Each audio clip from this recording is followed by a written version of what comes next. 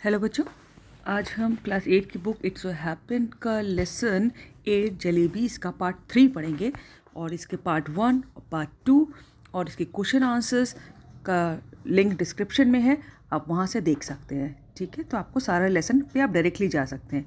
So we start from the part 3 directly.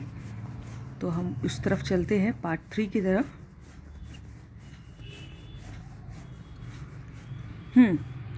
सी, अब हम इस लेसन में क्या पढ़ने वाले हैं इस पार्ट में, तो देखिए number 1 point, remorseful and scared he prays to God for monetary help.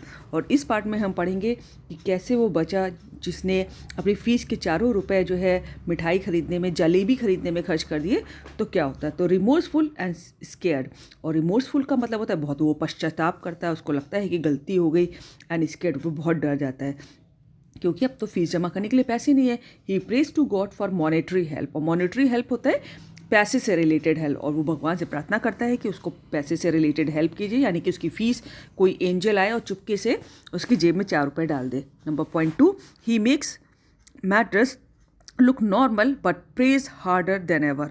और वो हालांकि वो इस टाइप की कोशिश करता है कि बहुत नॉर्मल बात थी, लेकिन वो और भी ज़्यादा भगवान से प्रार्थना करता है। तो ये हम पढ़ेंगे इस पार्ट में। और नंबर 3, द इनएविटेबल हैपन्स दो somewhere along the way he notices the divide between the fanciful and the facts. और कोई इनएविटेबल होता है जिसको छोड़ा ना जा सके, है ना। कुछ ऐसा होता है कि जिससे वो नोटिस करता है, जिससे कि उसका ध्यान जाता है कि जो कल्पना की बातें हो जाती है, फैंसीफुल चीज़ें होती हैं जो सिर्फ कल्पना में होती है, और जो फैक्चुअल चीज़ होती है, जो वास्तव में चीज़ें होती है, उनमें डिवीज़न करना सीखता है वो। ठीक है, तो we start. There was a shade giving trees beside the railway tracks.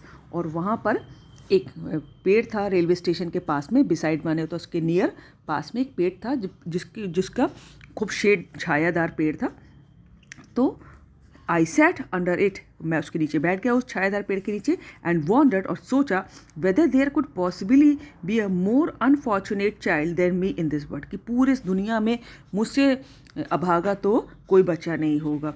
When the coins had first created a racket in my pocket, और रैकेट का मतलब है शोर शराबा करना, नीचे दिया भी हुआ कि जब पहली बार पैसों ने मेरी जेब में शोर शराबा किया था कि हम जलेबी खरीद लो, हमसे जलेबी खरीद लो, the entire matter seemed so simple, और सारा मामला इतना सिंपल दिखाई दे रहा था, एंड स्ट्रेट फॉरवर्ड, और बिल्कुल कि सब बढ़िया सिंपल बात थी, कोई ऐसी दिक्कत नहीं लग रही थी।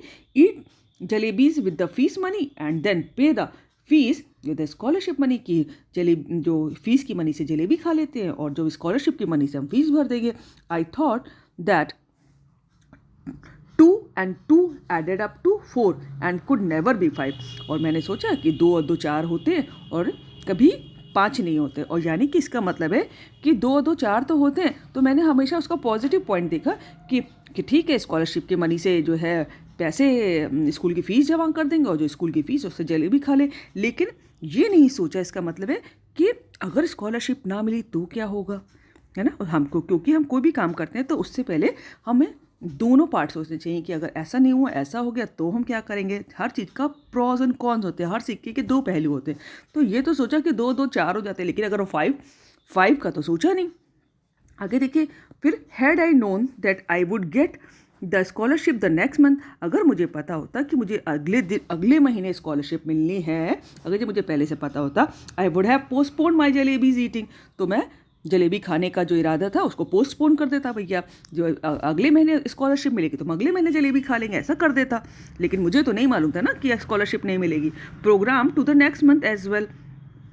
For now, for the crime of eating a few jalebis for the first time in my life, I was absent from school. और ये जो मैंने पाप किया है, अपराध किया है, पाप नहीं, अपराध किया है, क्राइम किया है कि मैंने जलेबी खा ली, और उसकी वजह से मुझे पहली बार स्कूल से एब्सेंट होना पड़ा। मैं आज तक अनुपस्थित नहीं रहा स्कूल में, लेकिन इस फीस की पैसे से जलेबी खा ली और फीस नहीं थी, तो मुझे स्कूल से एब्सेंट होना पड़ा पहली बार लाइफ में।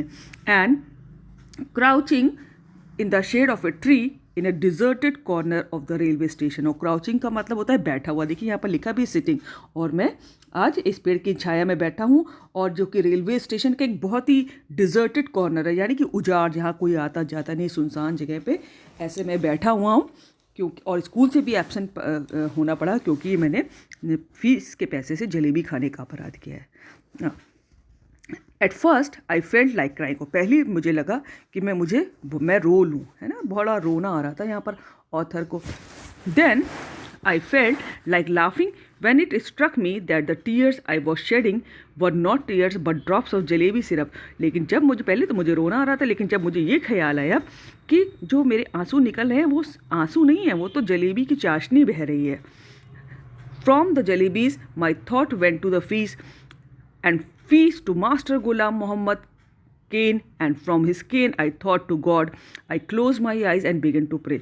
और जब मैंने ये सोचा कि मेरी आंखों से तो आंसू नहीं जलेबी बह रहे हैं, और फिर जलेबी की सोच आई दिमाग में, तो मुझे जलेबी से ये याद आया कि भैया फ़ीस, ये तो जलेबी तो फ़ीस के पैसे से खरीदी है। और जब फ़ीस की बात याद आई तो मास्टर गुलाम मोहम्मद का केन याद आ गया, बेत, वो जो छड़ी से मारते हैं उनकी छड़ी याद आ गई। And from this cane I thought of God, और जब वो बेत के बारे में सोचा कि मास्टर साहब की बेत याद आई तो मुझे भगवान याद आए। आई क्लोज माई आइज, मैंने अपनी आंखें बंद की, एंड बिगेन टू प्रे, और भगवान से प्रार्थना करने लगे। यानी कि हर एक बात से दूसरी बात रिलेटेड थी, वो सब पूरी उनके दिमाग में पिक्चर चल रही है कि मैंने क्या कर दिया।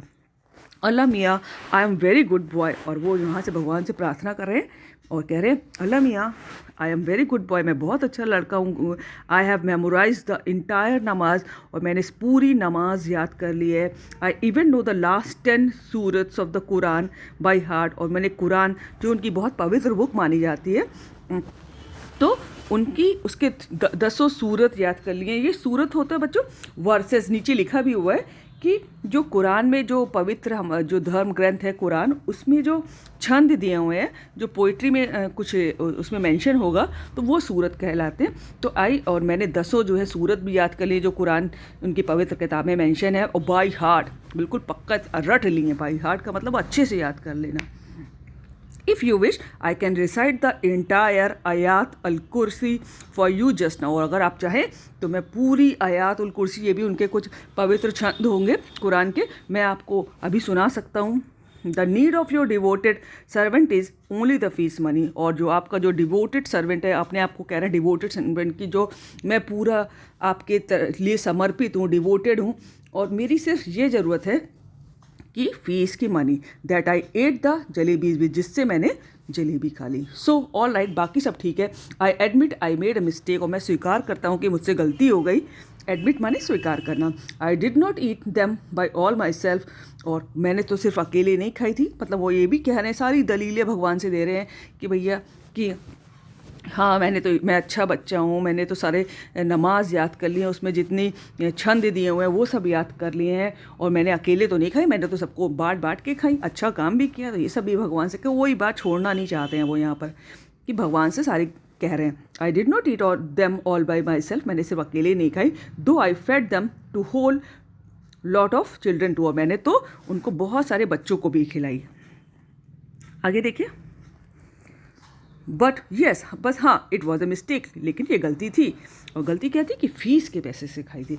If I had known the scholarship money would be given next month, I would neither have eaten them nor fed them or to the children. अगर मुझे पता होता कि स्कॉलरशिप का पैसा जो है अगले महीने आएगा, ना तो मैं खुद खाता, ना ही बच्चों को खिलाता, या टू द अदर्स, मतलब दूसरों को खिलाता। Now you do one thing, अब तुम एक काम करो भगवान, just put 4 rupees in my bag, बस मेरे बैग में 4 रुपये रख दो, ठीक है। इफ़ देयर इज़ अ पैसा more than 4 rupees I will be very डिस्प्लीज। अगर तुमने 4 रुपये बस रखना, अगर 4 रुपये से तुमने ज़्यादा रुपये रखे मेरी जेब में तो मैं बहुत गुस्सा हो जाऊँगा, डिस्प्लीज हो जाऊँगा, ठीक है। देखिए कितना छोटा बच्चा है, भोला है, जैसे कि जो भी वो कह रहा हो भगवान जी कर दे रहे हैं। तो ऐसा क्यों, अगर 4 ही रुपये रखना, 4 रुपये से ज़्यादा रखे तो मैं नाराज़ हो जाऊँगा। एक भी पैसा ज़्यादा नहीं रखना, बस फीस के पैसे रख दो, ये कह रहे हैं भगवान से वो।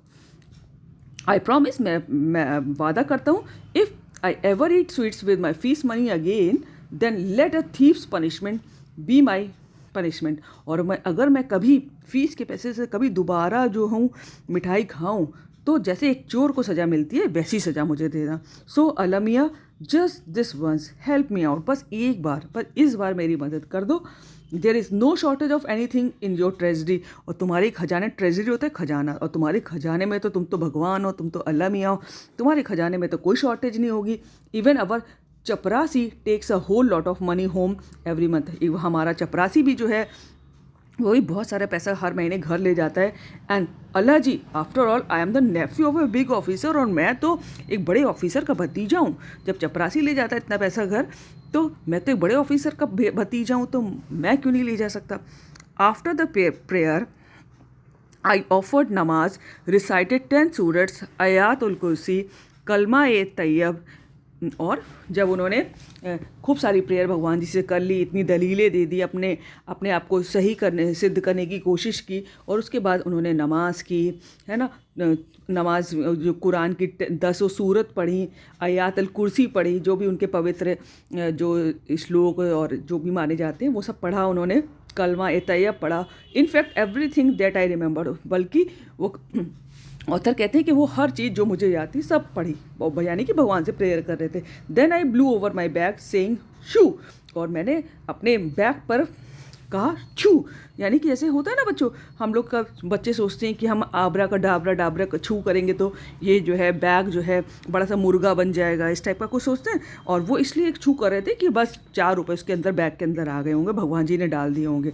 Then after saying Bismillah I realised that what they said was only to true।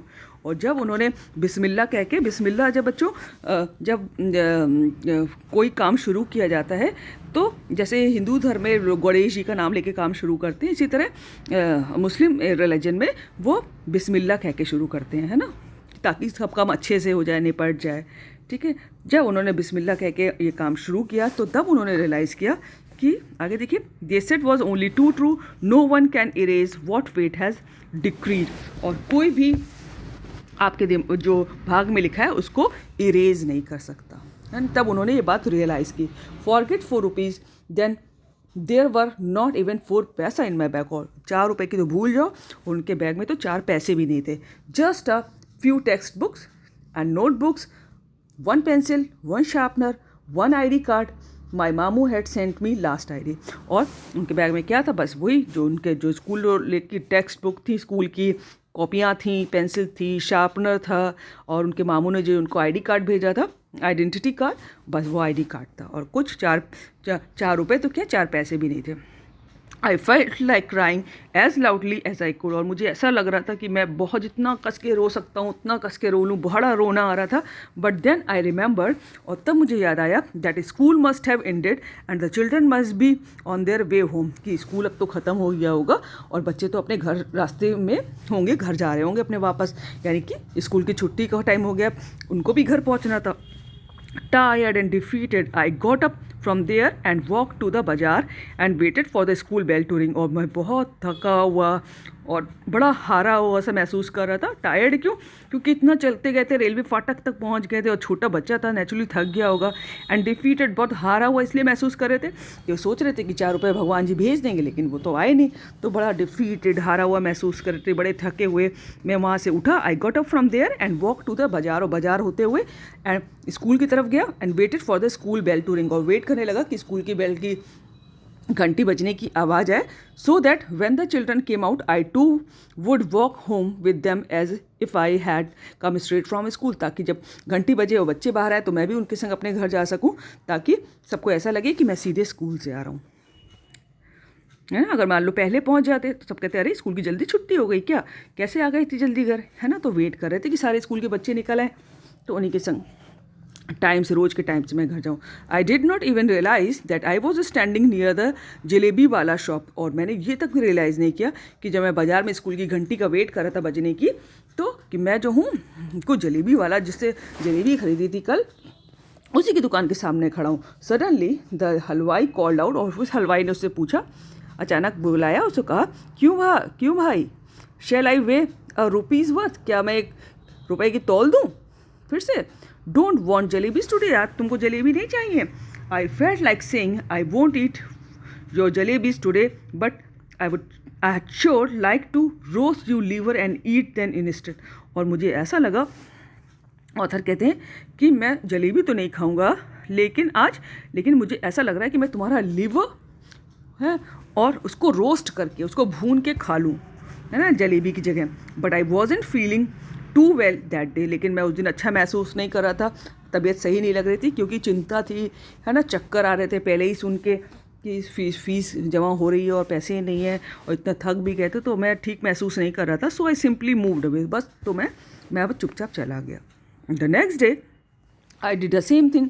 और अगले दिन भी मैंने वही किया। I got dressed and left home. और मैंने अपनी यूनिफॉर्म पहनी और घर छोड़ दिया। Went up to the school gate. और मैं स्कूल के गेट तक गया and then turn off to the railway station. और स्कूल के गेट से ही मैं रेलवे स्टेशन की तरफ मुड़ गया। Under the same tree I sat and began to say the same prayer. और वो ही उसी पेड़ के नीचे मैं फिर से बैठ गया और वही अपनी प्रेयर्स करने लगा। आई रिपीटेडली प्लीडेड। और मैं बार बार प्रार्थना कर रहा था। प्लीडेड होता है प्रार्थना करना, रिपीटेडली माने बार बार प्रार्थना कर रहा था। Allah Miyan at least give it to me today. कम से कम आज ही दे दो 4 रुपये। Today is the second day. और आज तो दूसरा दिन हो गया है। Then I said all right come let's play a game. और फिर मैंने कहा कि चलो हम जो है एक गेम खेलते हैं। ये वो अल्लाह मियाँ से बातें कर रहे हैं। All right come let's play a game. I will go from here to that signal. मैं वो सामने जो सिग्नल है मैं वहाँ तक जाऊँगा। You secretly place 4 rupees under this big rock. और ये जो तुम चुप्पे से चुप्पे से इस जो बड़ी सी चट्टान है इसके नीचे 4 रुपये रख देना, है ना। ये भगवान जी से कह रहे कि चलो हम दोनों खेलते हैं और मैं सिग्नल तक छू के आता हूँ और तुम जल्दी से 4 रुपये इस रॉक के नीचे रख देना। I will touch the signal and come back. और मैं सिग्नल छूँगा और वापस आऊँगा। What fun it will be if I pick up the rock and find 4 rupees underneath. Underneath का मतलब होता है नीचे। और कितना मज़ा आएगा कि जब मैं आऊँगा और मैं रॉक उठाऊँगा, चट्टान उठाऊँगा और उसके नीचे मुझे 4 रुपये मिलेंगे। सो आर यू रेडी। तो फिर भगवान जी से कहते ठीक है तुम तैयार हो। I am going towards the signal. मैं सिग्नल की तरफ जा रहा हूँ। 1 2 3 और भागे, है ना। और 1 2 3 करके वो सिग्नल की तरफ भागे। I went up to the signal and return. और मैं सिग्नल के पास गया और वापस भी आ गया, स्माइलिंग, खुश होते हुए, मुस्कुराते हुए। But I could not find the courage to pick up the rock.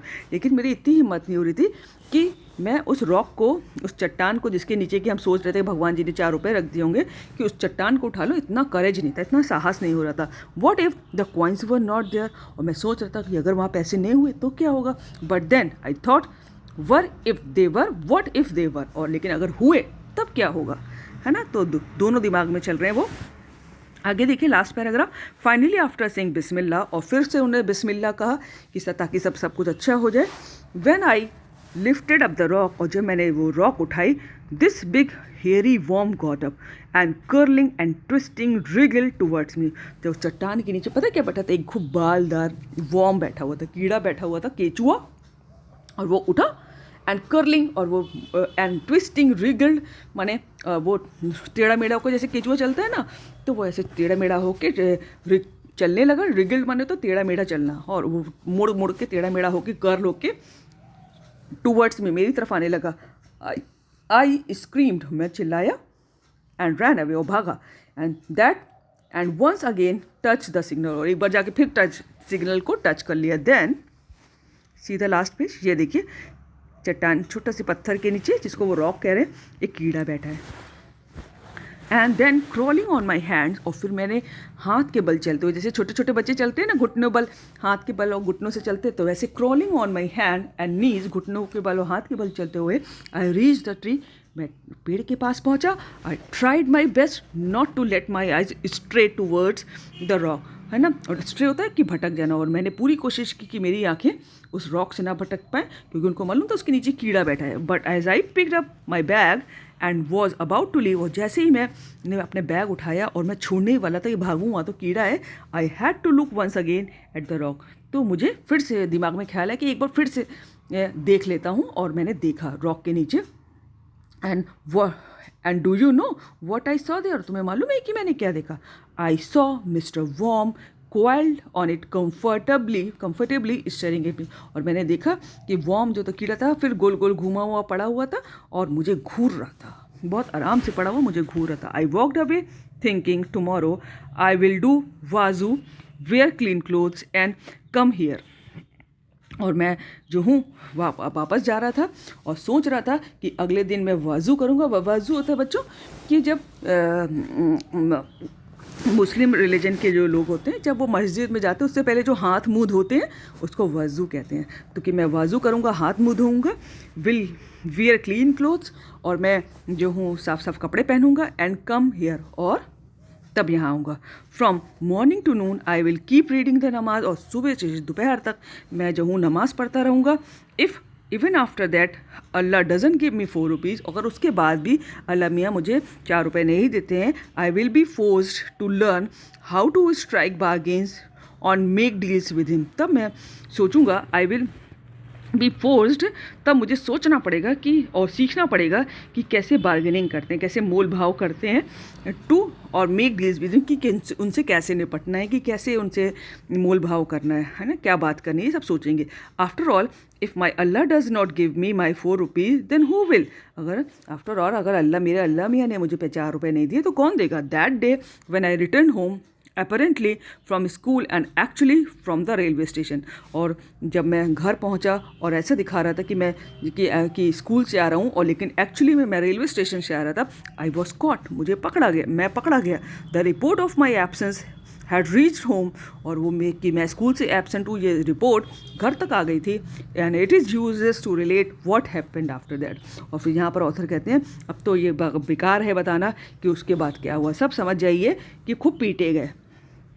ठीक है, लास्ट पैराग्राफ देखिए। वेल वॉट एवर हैपेंड, लेकिन जो हुआ हुआ, happen, but up to the 7th और 8th standard I kept wandering, और जब तक मैं 7th या 8th क्लास में नहीं आ गया मैं सोचता रहता था, इफ़ अल्लाह मियाँ had sent me 4 rupees that day what harm could if have possibly cause anyone, अगर वो मुझे 4 रुपये अल्लाह मियाँ दे देते उस दिन तो किसी का क्या नुकसान हो जाता। मैं जब तक 7th 8th में नहीं आ गया तब तक मैं यही सोचता रहा। It was only later that I came to conclusion that if Allah Miyan were to provide all for the askings then man would even today be living in the nest like vultures and crows and would not have learned the art of making jalebis। कि और उसके बाद it was only letter, और उसके बाद यानी कि जब उन्होंने 7th 8th क्लास में करीब के आगे पहुँचे तब उनको समझ में आया कि then that I came to the conclusion, तब वो इस निष्कर्ष पे पहुँचे क्योंकि थोड़े बड़े हो गए थे, मैच्योर हो गए थे, तो बातें समझ में आने लगी थी अब उनके, that if Allah Miyan were to provide all for the asking, अगर सब लोग कुछ अल्लाह मियाँ से मांगे और अल्लाह मियाँ उनको दे दें, then man would even today he be living in the nest like vultures, तो जैसे वर्ल्चर्स जो चील गिद्ध होते हैं वो नेस्ट में रहते, तो ऐसे मैन भी आज रह रहा होता, क्योंकि वो तो बस भगवान से मांगता हो, भगवान दे देते, उसको तो कुछ करना ही नहीं पड़ता। एंड क्रोज, जैसे कि कौवे और वर्ल्चर्स गिद्ध नेस्ट पे रहते हैं, घोंसलों में रहते हैं, वैसे आदमी भी रह रहा होता। And would not have learn the art of making jalebi, उसने जलेबी बनाने की आर्ट ना सीखी होती। यानी कि अगर भगवान जी जो आप मांगिए वो दे ही दें, है ना, तो कोई आदमी क्यों काम करेगा। तो इसीलिए भगवान जी ने उसको पैसे नहीं दिए कि नहीं, है ना, कि ये गलत है कि फ़ीस के पैसे से वो नहीं किया जाता है। और दूसरा, मेहनत करनी चाहिए और अपनी में कुशलता डेवलप करनी चाहिए। अगर भगवान जी सबको देंगे तो कोई कुछ सीखेगा नहीं, सब कौवे और वल्चर्स की तरह, गिद्ध की तरह भगवान जी से मांगते रहेंगे, भगवान जी देते रहेंगे, लेकिन ऐसा नहीं होता। हर चीज़ को सीखना पड़ता है और मेहनत करनी पड़ती है। तो this is all about the lesson jalebis. I have uploaded question answers part 1, part 2. You will get all these things in the description box. Thank you. Work hard.